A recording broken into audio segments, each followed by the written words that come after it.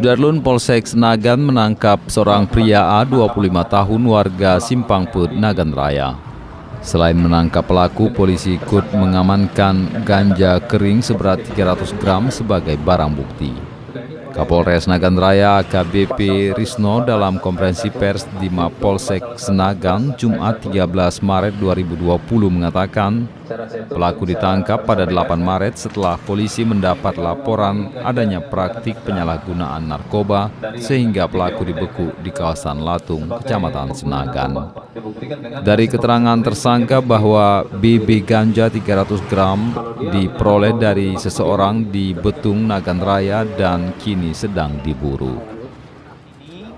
Terhadap kasus ini tersangka terancam 5 hingga 20 tahun penjara. Dari Sukamakmur, Rizwan, Serambion TV.